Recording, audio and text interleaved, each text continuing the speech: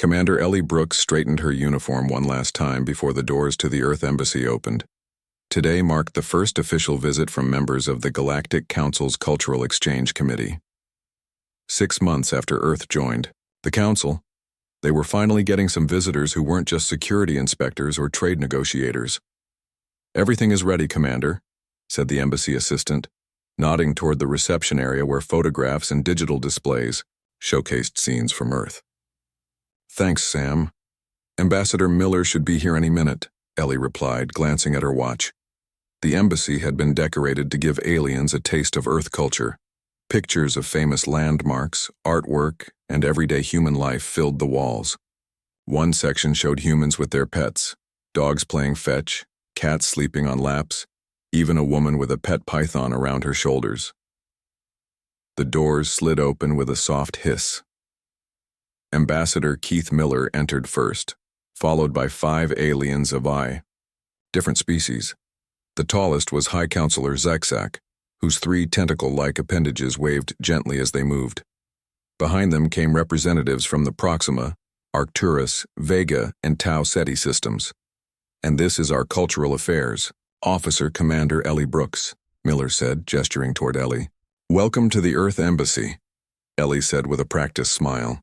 "We're honored to have you visit."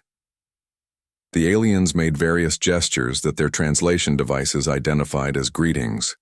The wolf-like delegate from Arcturus, introduced as Vinera, sniffed the air curiously. "Your atmospheric mix is unusual," Vinera said.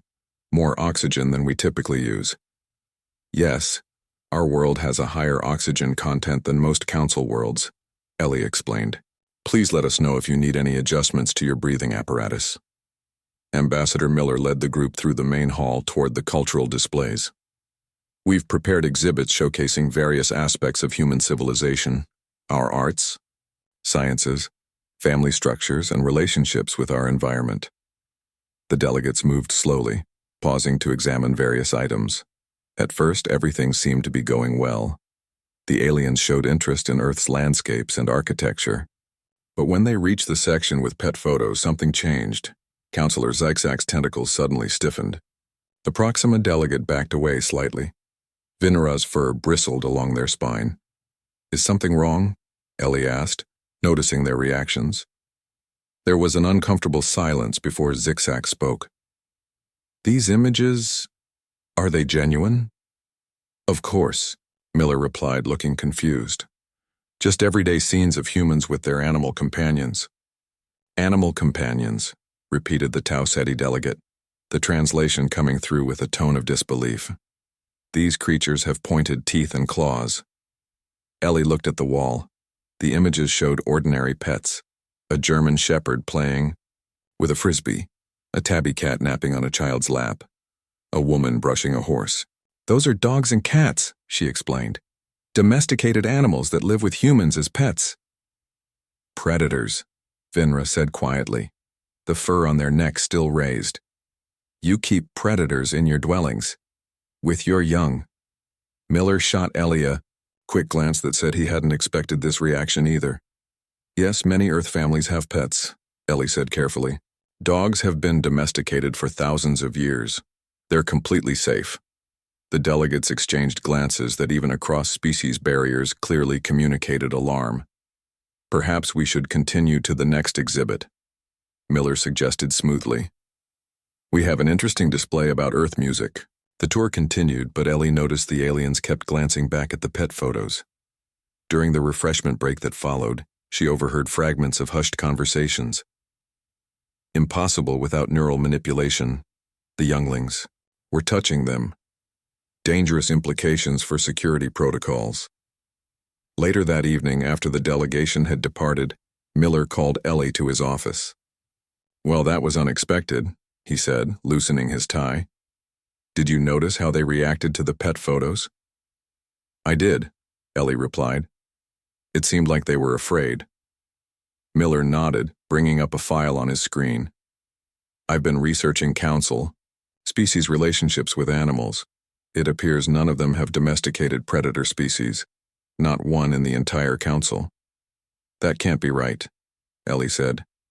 Humans have lived with dogs and cats for thousands of years. Exactly. And it seems this is uniquely human. Miller scrolled through more data. Most council species evolved as prey animals. They have instinctual fear responses to predators. Ellie considered this. But Vinra looks like a wolf. Surely their species has predator origins? Omnivores, with strong social structures according to their biological profile. But they never tamed other predator species. Miller rubbed his temples. I received a formal request for information about how humans control dangerous animals. Control? We don't control them. We raise them, train them, form bonds with them. That's exactly what worries them. The council species believe we must have some special ability to dominate other predators.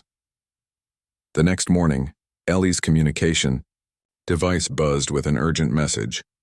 A special council session had been called to discuss the human-predator situation.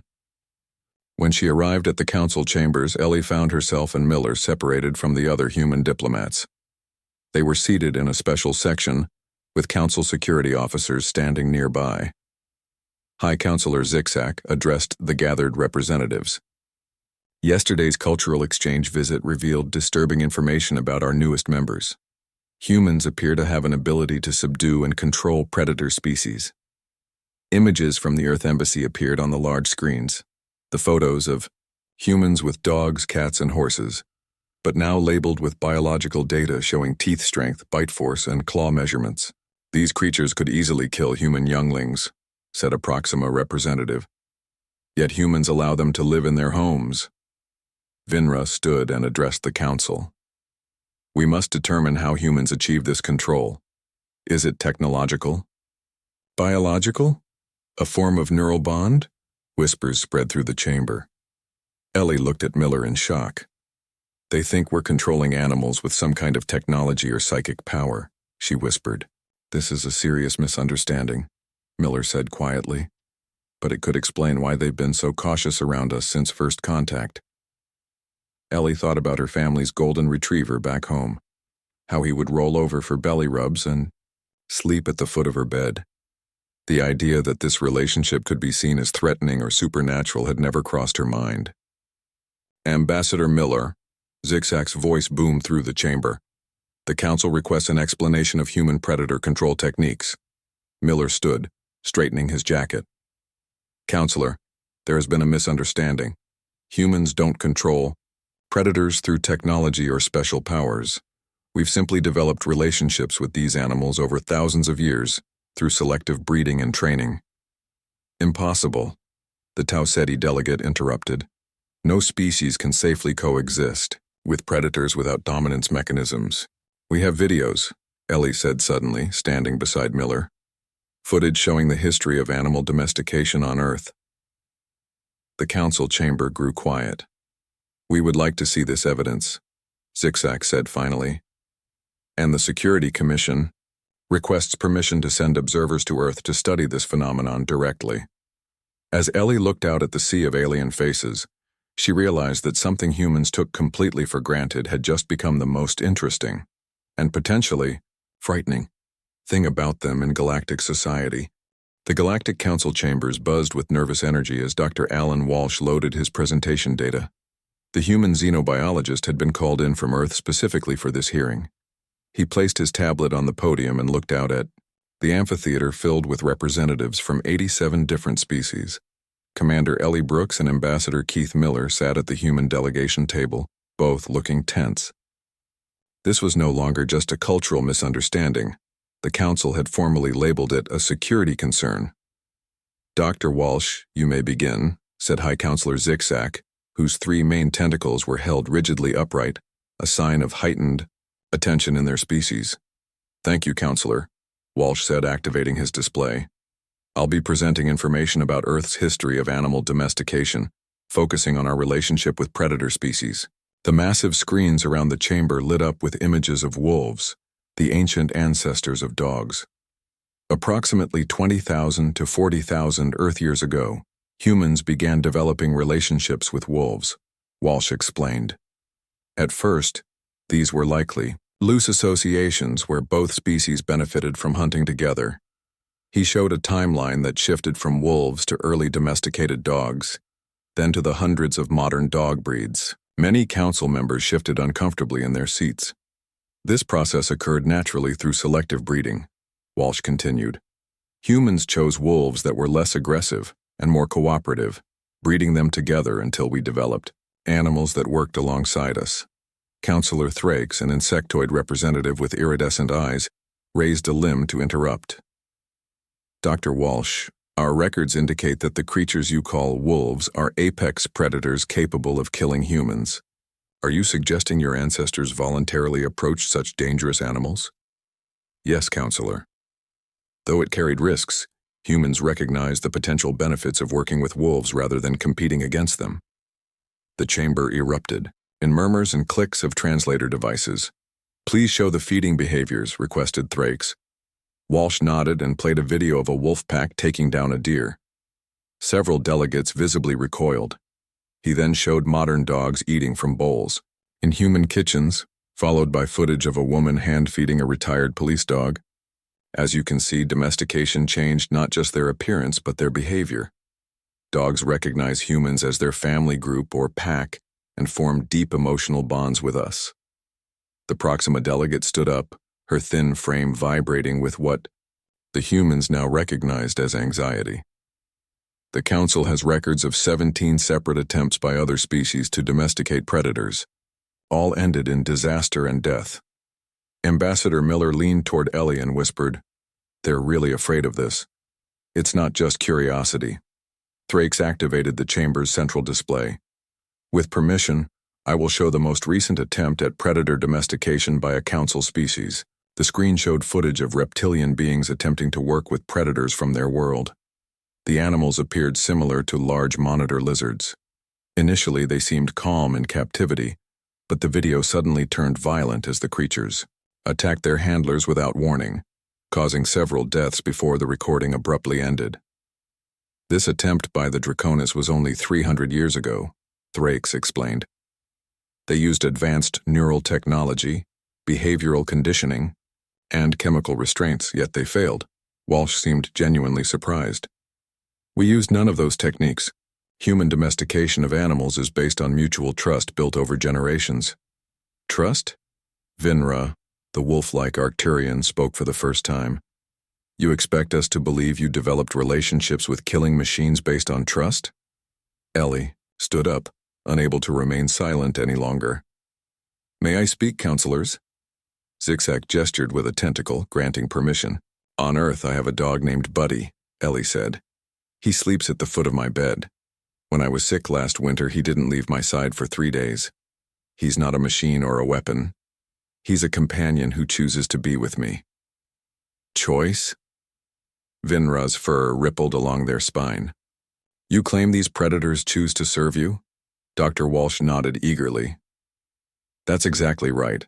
Dogs have been shown to release oxytocin, a bonding hormone, when interacting with their human companions, the same hormone humans release when caring for our young. He displayed brain scans of dogs looking at their owners, highlighting the pleasure centers activating. This isn't control or domination. It's a mutual relationship that evolved over thousands of years. The council chamber grew quiet as the delegates processed this information. Finally, Zigzag spoke. Dr. Walsh, is it possible this ability to form bonds with predators extends beyond animals? Could humans potentially form similar bonds with other sentient species? The room tensed at the implication. Ambassador Miller stepped forward. Counselor, humans value our relationships with other sentient beings, but we recognize and respect boundaries. We've never attempted to domesticate any intelligent species, nor would we. Yet you keep predators in your homes, Thrakes clicked. Your children embrace them.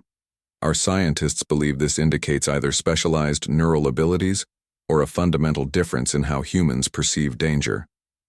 Walsh shook his head. It's simpler than that. Humans evolved as social hunters.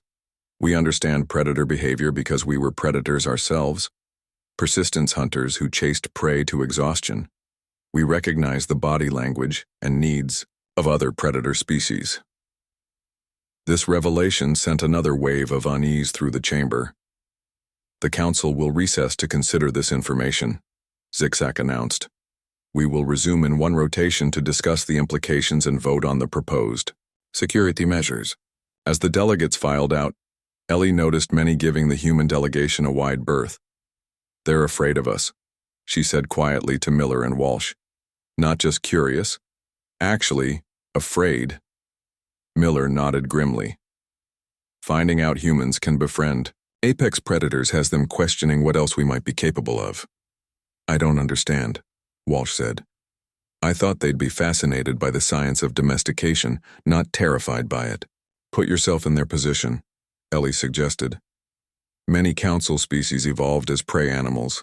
They've spent their evolutionary history running from predators, not making friends with them. To them, what we do looks like magic, or worse, mind control. Miller's communication device buzzed. He read the message and looked up with concern. The Security Commission has just approved a scientific delegation to Earth. They want to observe humans with predators firsthand. That could be good, Walsh said. Once they see how natural the relationships are. It's not just scientific, Miller interrupted. They've classified it as a potential security threat. They want to determine if humans have undisclosed neural capabilities that could affect council species. Ellie thought about the photographs that had started all this. Ordinary images of people with their pets. Something so fundamental to human culture that they'd never imagined it could be seen as threatening. We need to prepare for their visit, she said finally. Show them not just the science but the emotional reality. They need to understand this isn't about control, it's about connection. As they left the council chambers, Ellie noticed Vinra, watching them intently, the Arcturians' amber eyes following their movement with a mixture of fear and fascination. The diplomatic incident was quickly becoming the defining moment of humanity's introduction to galactic society. Not their technology, or their art or their history, but their ability to make friends with the creatures that other species feared most. The Montana morning was cold and crisp as Carol Diaz watched the alien shuttle descend toward her wolf sanctuary. The ship's silver hull reflected the sunrise as it settled onto the landing pad that had been hastily constructed just 3 days ago. They're here, she said to Agent Ben Harper, who stood beside her with his hands clasped behind his back. Remember the briefing, Harper said quietly. These scientists are genuinely afraid of what we do here. Try not to make any sudden movements around them. Carol nodded, pulling her jacket tighter. After 20 years of working with wolves, the idea that anyone would be afraid of her work seemed strange. But according to Dr. Alan Walsh, who had contacted her about hosting this visit, the aliens considered her abilities almost supernatural. The shuttle door opened with a soft hiss, extending a ramp to the ground. 5 aliens emerged, led by Dr. Kularan, a tall being with pale blue skin and 4 arms. Behind them came Commander Ellie Brooks, the human liaison from the Galactic Council. Ms. Diaz, Ellie called out with a wave. Thank you for agreeing to this visit on such short notice. Happy to help, Carol replied, trying not to stare at the aliens who were now approaching cautiously. She noticed they all wore what appeared to be protective gear, thin bodysuits with sealed helmets that must have contained breathing apparatus. This is Dr. Kularan, head of the scientific delegation, Ellie said, gesturing to the blue-skinned alien. And Agent Harper is our security liaison. Dr. Kularan made a gesture that the translator hanging around Carol's neck converted to, We appreciate your willingness to demonstrate your predator bonding abilities. It's not really an ability, Carol said with a slight laugh. It's just patience and understanding.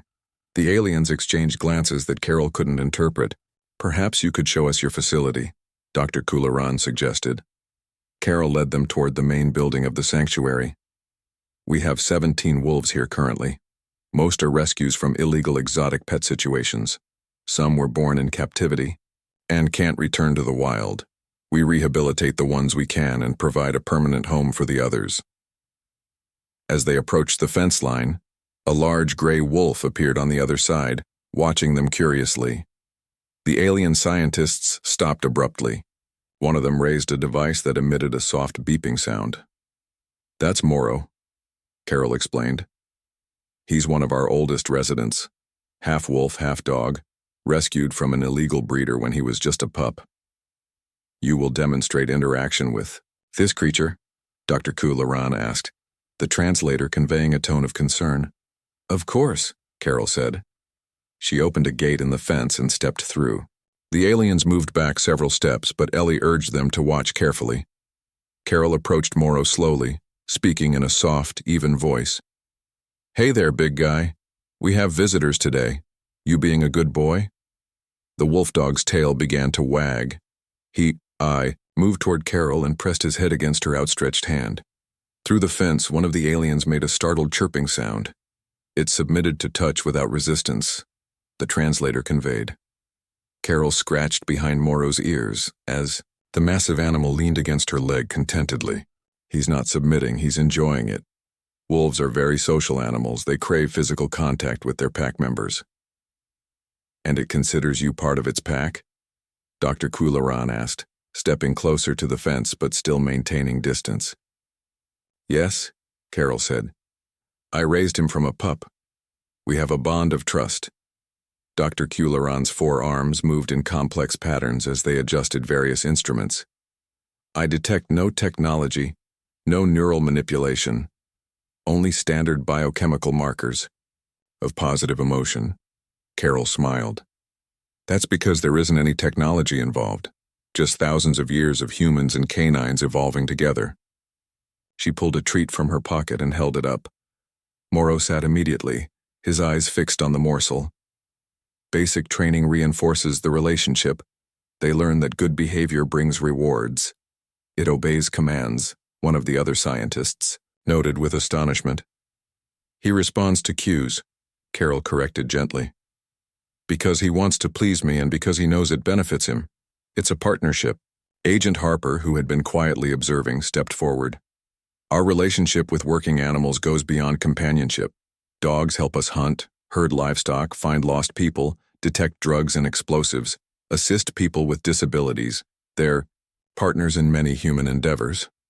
Dr. Kularan made notes on a device strapped to one of their forearms. And you trust this creature completely? Despite its capability for violence? Carol nodded. I respect his nature. Morrow is still a wild animal in many ways, I don't forget that. But understanding his body language and needs creates safety for both of us. She turned toward the main compound. Would you like to see what happens when we introduce younger wolves to children? We have an educational program coming in an hour. The Kur aliens seemed to huddle together at this suggestion. After a brief discussion in their own language, Dr. Kularan responded. We would observe this interaction, but from a secure distance. As they walked back to prepare, Ellie fell into step beside Carol. They're actually handling this better than expected.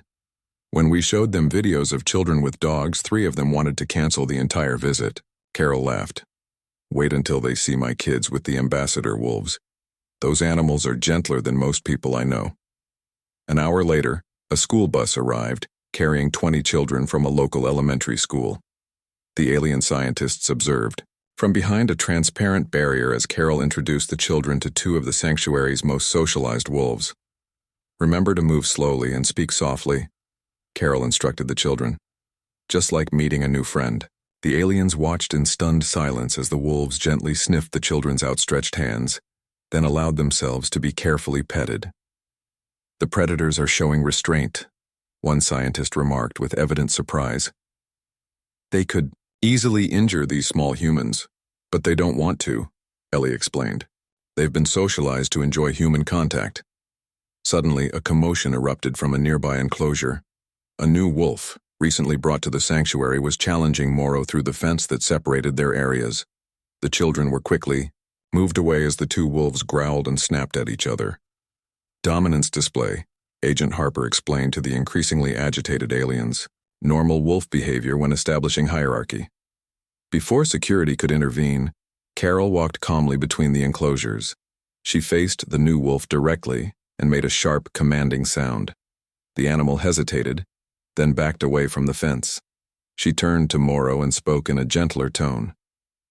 The large wolf dog immediately relaxed his posture and moved away from the fence line. The entire encounter lasted less than 30 seconds. Dr. Kularin was frantically checking readings on their devices. How did you control them? I detected no technology activation. I didn't control them, Carol explained as she rejoined the group. I interrupted their confrontation using body language and vocal cues they understand. I reminded them that I'm part of their social structure. The alien scientists conferred among themselves in hushed tones. Finally, Dr. Kularin approached. Ellie, we must report to the council immediately. What we have witnessed is not what we expected. What did you expect? Ellie asked. Technological control, mental domination. Instead, we find... The translator paused, seeking the right word. Conversation. The human speaks to the predator and the predator listens. This is unprecedented. As the delegation prepared to return to their shuttle, Carol noticed one of the scientists lingering near Morrow's enclosure, watching the wolf with what seemed like growing fascination rather than fear. Ellie smiled. I think that's the first step toward understanding, she said quietly to Carol. Not fear, but curiosity. It's how most relationships start, Carol agreed. Human or otherwise. Ambassador Keith Miller straightened his tie as he waited outside the closed council chambers. The Security Commission had been meeting for over 3 hours now, reviewing the scientific delegation's findings from Earth. Through the massive doors, he could hear raised voices, and the occasional bang of what he had learned was Counselor Zigzag's tentacle hitting the table for emphasis.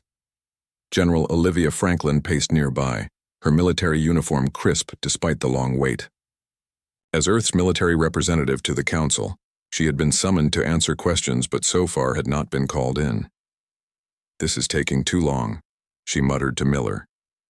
What could they possibly be arguing about for 3 hours? Dr. Kularin's report challenges everything they thought they knew about us, Miller replied. That's not easy to accept. The doors finally opened. A small Proxima delegate emerged and beckoned them inside. The council chamber felt colder than usual. The Security Commission members sat in a semicircle on raised platforms. In the center was a holographic display showing footage from Carol, Diaz's wolf sanctuary. High Counselor Zigzag's voice echoed through the chamber. Ambassador Miller, General Franklin, please approach the center floor. They walked forward, standing beside the rotating hologram of Carol calming Morrow during the confrontation with the newer wolf.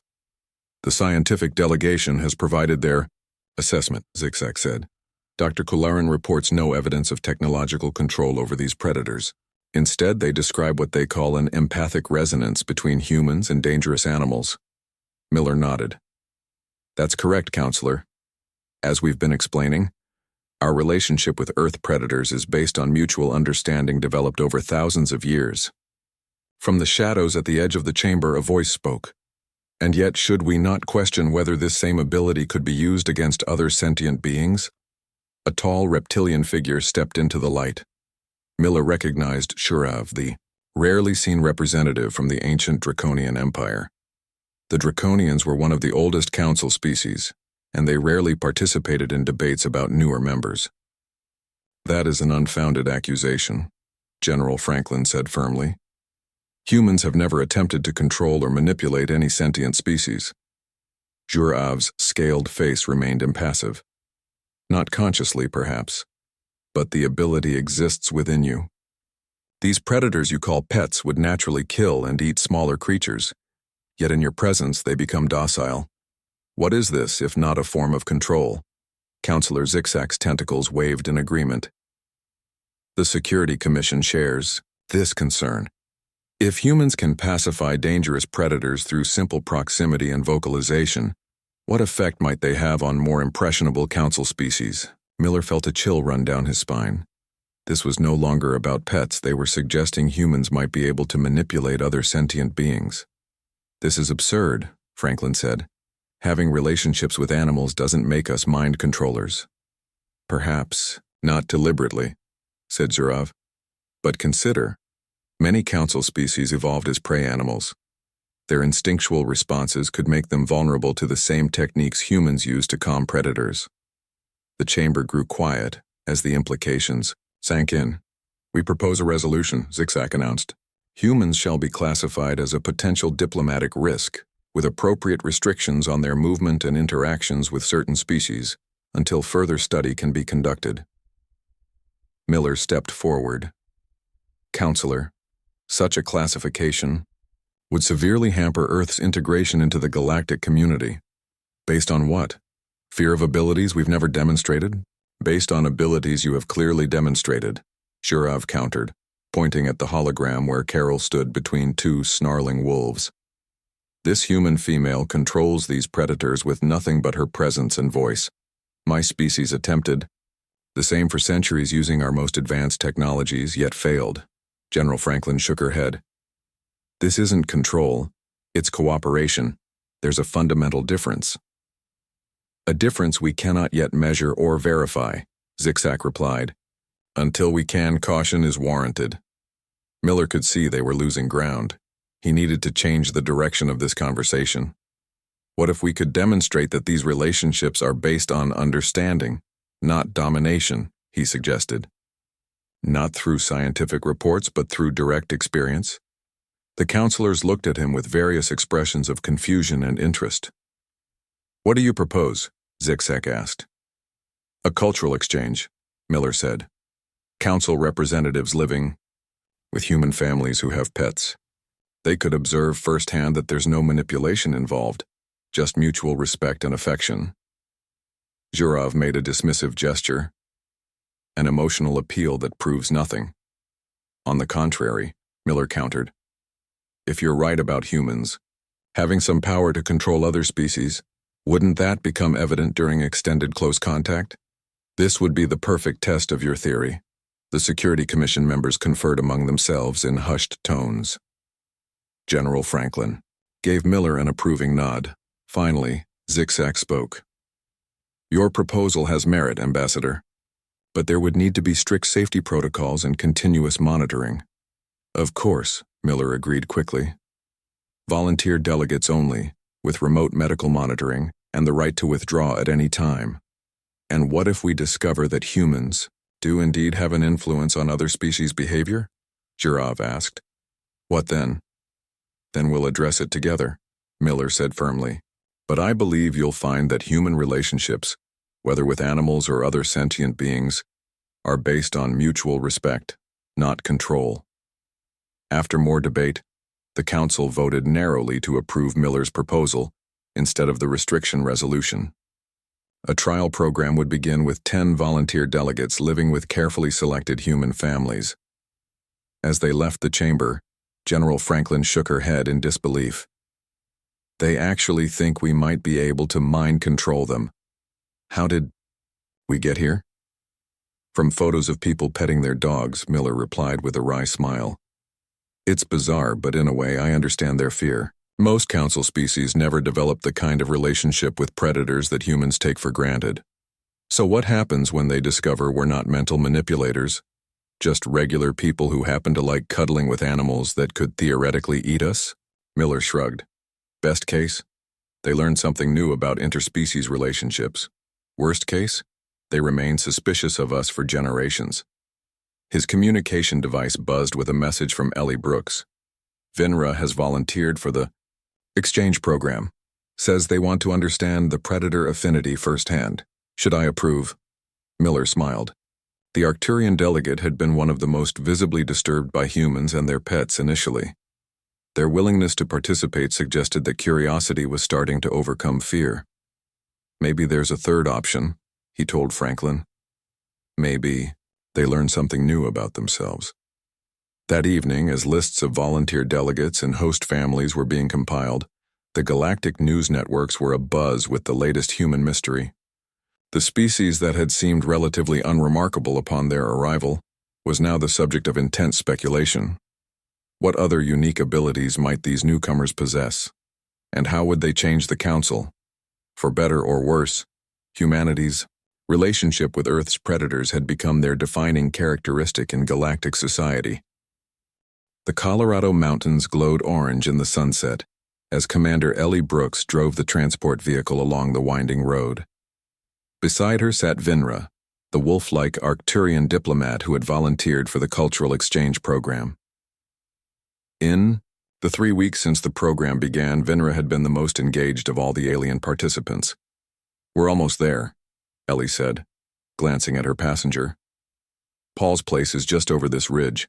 Vinra's fur rippled slightly in what Ellie had learned was a sign of nervousness. This human keeps the largest predator, correct? Yes, Paul Winters has a lion named Simba. He's elderly now, rescued from a circus that mistreated him. A lion. Vinra repeated the word carefully.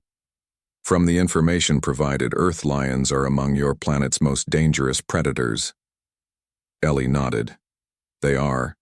In the wild, they're apex predators. But Simba has been with Paul for 15 years. Their bond is special. The vehicle crested the hill, revealing a sprawling wildlife rehabilitation center nestled in a valley. Several large enclosures were visible, along with a modest house. Paul Winters was waiting on the porch as they pulled up. The retired park ranger was in his 60s, with a weathered face and kind eyes. He waved as they approached. "Welcome to Wild Heart Rehab Center," he called out. "You must be Vinra. Ellie's told me a lot about you." Vinra stepped carefully from the vehicle, sniffing the air. "I smell many animals." Paul smiled. "We have 23 different species currently in rehabilitation. Most will return to the wild when they're ready." "And the lion?" "Simba's permanent. Too old and too used to humans to ever go back. He's inside, napping by the fire. Would you like to meet him?" Vinra's ears flattened briefly before perking up again. "Yes, that is why I volunteered. To understand." Ellie watched with interest as Paul led them inside. The house was rustic but comfortable, with large windows overlooking the mountains. In the living room, sprawled on a huge cushion near the fireplace, was Simba. The lion was massive even in old age, his golden mane tinged with gray. Vinra froze in the doorway. "It is much larger than I expected." Paul chuckled softly. "He's actually small for a male lion. Malnutrition when he was young stunted his growth." He moved slowly toward Simba, who opened one eye lazily. "Hey there, old boy. We have visitors." The lion yawned, revealing impressive teeth, then settled his head back on his paws. "He doesn't seem concerned by our presence," Vinra observed, remaining near the door. "He knows you're with me," Paul explained. "That makes you part of his accepted group. Would you like to sit? He won't approach you unless invited." Carefully, Vinra took a seat on the couch, keeping eyes on the lion. Ellie sat nearby, hiding a smile. She remembered her own first encounter with a large predator, a tiger at a sanctuary visit when she was 12. The mixture of fear and fascination on Vinra's face looked remarkably similar to what she had felt that day. Paul made tea, and as the evening progressed, he shared stories of his life working with wildlife. 30 years as a park ranger, followed by opening the rehabilitation center after retirement. "What made you want to work with dangerous animals?" Vinra asked. Paul thought for a moment. "I never saw them as just dangerous. Every living thing has multiple dimensions. Simba can be gentle or fierce, playful or serious, just like people. But the risk, there's always risk in meaningful relationships," Paul said. "My wife died 10 years ago. Was loving her a risk? Yes, I knew someday I'd lose her. Was it worth it?" "Absolutely." Vinra seemed to consider this deeply. "In my culture, we avoid unnecessary risks. It is seen as wasteful. Some risks are necessary for growth," Paul replied. "The first humans, who approached wolves, took enormous risks. But without those brave first steps, we wouldn't have dogs today." Later that evening, as rain began to fall outside, Simba grew restless. The old lion paced and made soft moaning sounds. "His arthritis acts up in damp weather," Paul explained, retrieving a bottle from a cabinet. "These pain medications help, but he still gets uncomfortable." He knelt beside Simba, gently massaging the lion's shoulder as he slipped the pill into a piece of meat. The lion accepted the treat and pressed his massive head against Paul's arm. "He's thanking you," Vinra observed with surprise. Paul nodded. "In his way, we understand each other pretty well after 15 years. A loud crack of thunder made the windows rattle. Simba jerked his head up, eyes wide. "He's afraid of storms," Paul explained. "Always has been. Would you mind if I let him up on the couch?" He feels safer elevated during thunderstorms. Before Vinera could answer, Paul patted the couch cushion next to the Arcturian. Up you come, old boy. The lion heaved himself up with difficulty, his arthritic legs trembling slightly. He settled on the couch, now just inches from Vinera, whose fur was standing on end. Stay calm, Ellie whispered. He can sense fear. Vinera sat perfectly still as the lion sighed heavily and rested his head on the cushion.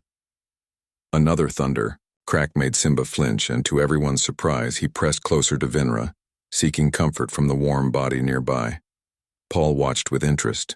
He's treating you like family now. You can pet him if you want. Gentle strokes along his side. I am not sure. Vinera's voice wavered.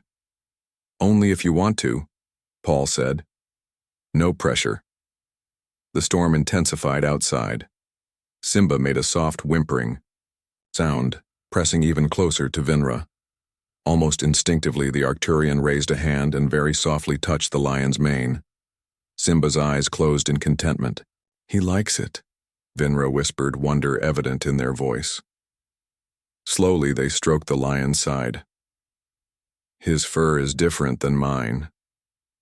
You're a natural, Paul said with a smile. Later that night, after Simba had fallen asleep and Paul had retired to his bedroom, Ellie sat with Vinera on the porch listening to the rain. I need to report this to the council, Vinera said finally.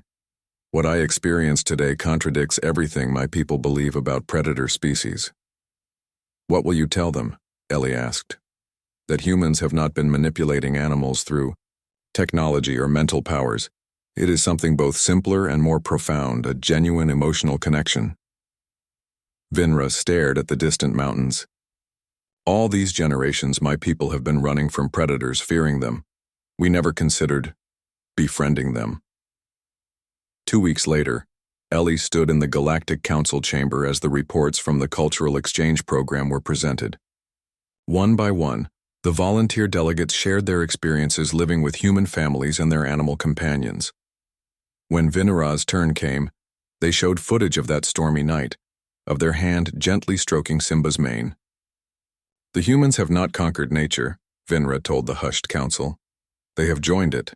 Their relationship with Earth's predators is not about domination, but partnership. High Counselor Zigzag's tentacles moved thoughtfully. And you believe this approach could benefit other species? I do, Vinera replied firmly. My time with the lion taught me that fear prevents understanding. The human's greatest gift may be their willingness to move beyond fear toward connection. As the council voted unanimously to establish the new Interspecies Understanding Commission, with humans and Arcturians as founding members, Ambassador Miller leaned toward Ellie. From diplomatic incident to cultural breakthrough, he murmured. All because we like to cuddle with things that have sharp teeth. Ellie smiled. Sometimes the things we take most for granted are the most remarkable to others. In the years that followed, human-animal trainers would travel throughout council space, helping other species overcome millennia of fear. And on distant worlds, children of many species would learn the simple joy of petting a friendly earth dog, wonder sparkling in their alien eyes.